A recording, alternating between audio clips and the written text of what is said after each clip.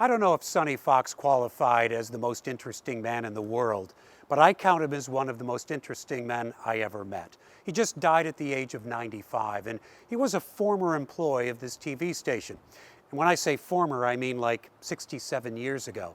Sonny Fox was one of the bright young men, and yes, they were mostly men, who were hired to, well, if not invent, at least figure out what public television could be.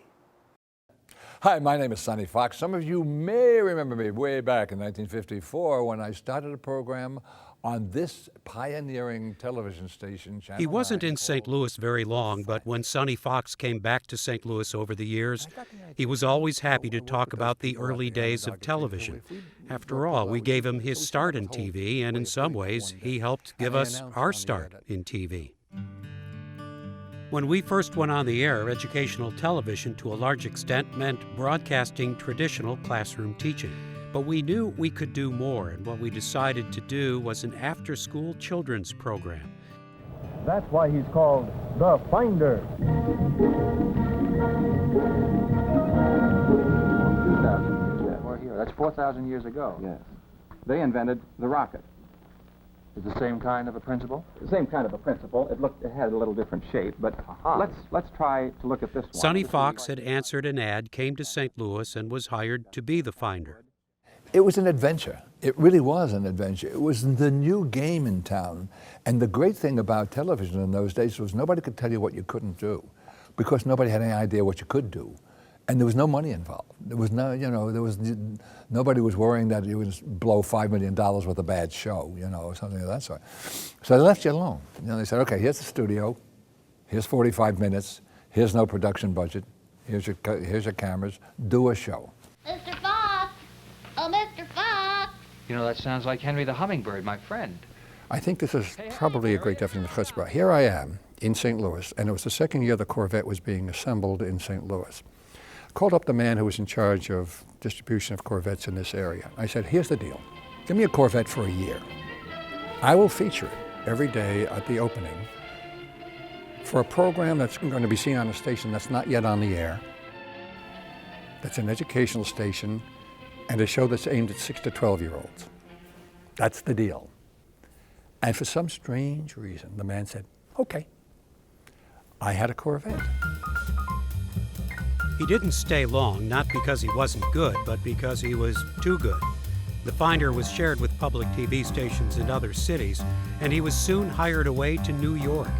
He hosted CBS's primetime $64,000 challenge game show.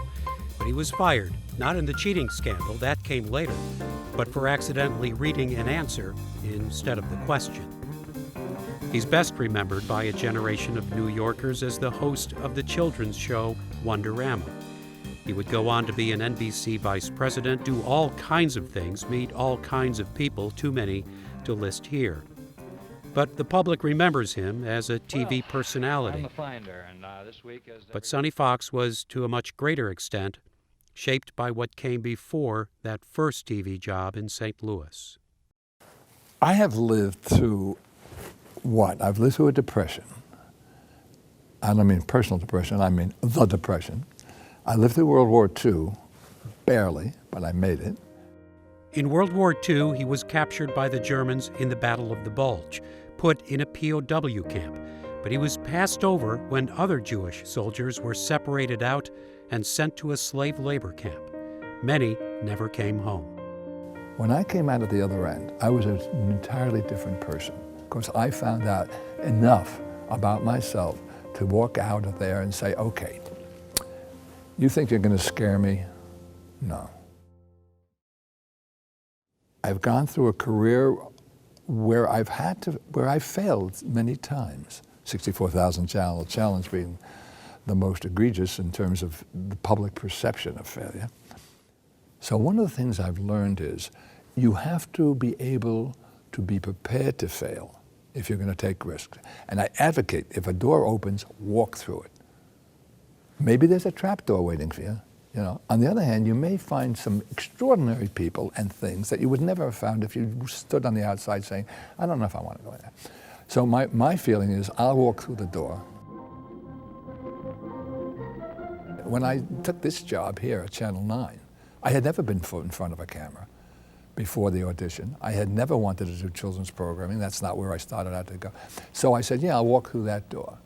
And wow, did it change my life. Well, hi. Well, it looks like everything's all set to show you what we found this week. You know, I spend most... We tried stuff, it didn't work. We tried stuff, it did work. Some worked better, you know. We tried to bring people in from outside and see. And we didn't, not every moment was successful, and not everything worked. On a tree by a river, a little tomtit sang willow, tit willow, tit willow.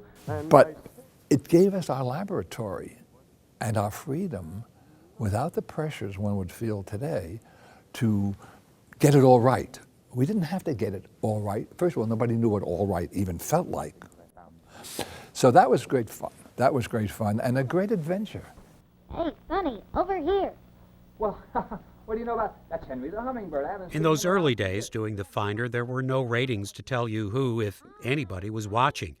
And after they'd been on the air a while, they decided to do a sort of field trip and invited kids and their parents out to join The Finder at Onondaga Cave. And found that there were maybe 5,000 or 6,000 people out there at the Onondaga Caves. All our minds were boggled. We really did not know. It was the first time I understood, number one, that we had an audience, but more importantly, that we had the power to move people. We had the power to get them out of their homes, away from their television sets, and actually make them go somewhere of a nature like the Onondaga Cave.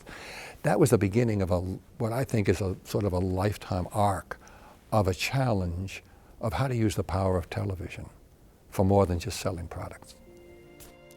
Sonny Fox died in January of COVID-related complications. He was 95. He'd led a full life, a fascinating life. He had done so many things, but in his short time in St. Louis, he had taken on a challenge, and he helped define a commitment that continues today. Oh, we were the pioneers, but in effect, you're still pioneers here. For Living St. Louis, I'm Jim Kirchherr.